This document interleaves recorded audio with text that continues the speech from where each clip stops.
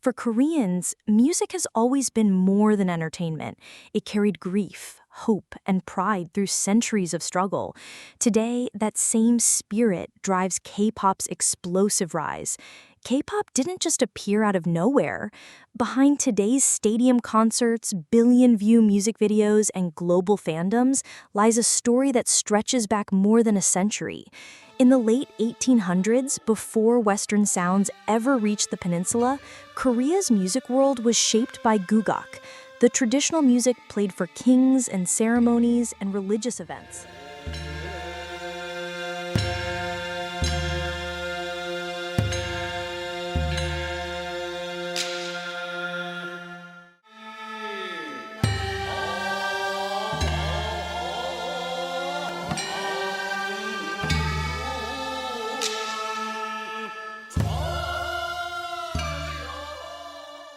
In the early Joseon dynasty, singers were not welcomed by the high class, but after Kwon Samduk, who came from a high-class family, was recognized by King Jongjo, Joseon song genre, pansori, began to spread more widely among various classes.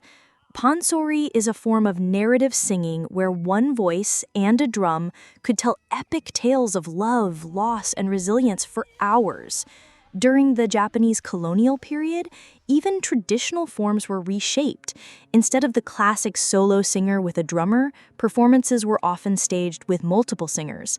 However, after Korea's liberation, the movement to revive traditional pansori succeeded in recovering the initial form. These performances weren't just entertainment. They were a way of preserving history and emotion through sound. This traditional soundscape laid the cultural foundation long before the rise of modern K-pop. By the 1920s, Korea's musical landscape began to shift under the weight of modernization and colonial rule. One of the most iconic figures of this era was Yoon Sim-dok. In 1926, she recorded Saye Shanmi, or Praise of Death, often considered Korea's first pop song. The piece blended Western-style melodies with deeply Korean sorrow, capturing the despair of a generation living under occupation. In the early 1900s, Lee Non-young carried that torch with Tears of Mokpo, a trot ballad that gave voice to the pain and resilience of ordinary people under colonial hardship. After the Korean War, music became an escape. Trot music, with its tearful, emotional tones, swept the nation.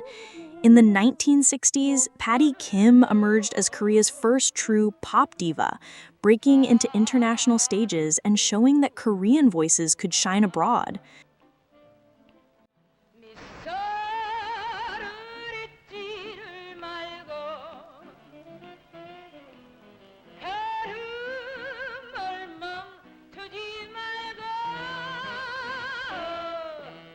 Then came Cho Young-pil, whose charisma and crossover hits in the 1970s and 80s turned him into a national superstar, bridging generations and solidifying pop as a cultural force.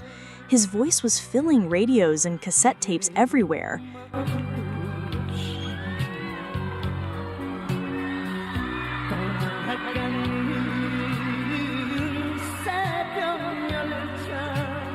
At the same time, rock legends like Shin Jung-hyun plugged in their guitars, inspiring youth and worrying the government. His psychedelic riffs became the soundtrack of rebellion until censorship tried to silence him. But the desire for fresh sound only grew stronger. Korean music had always reflected times and lived within familiar traditions of melody and sentiment.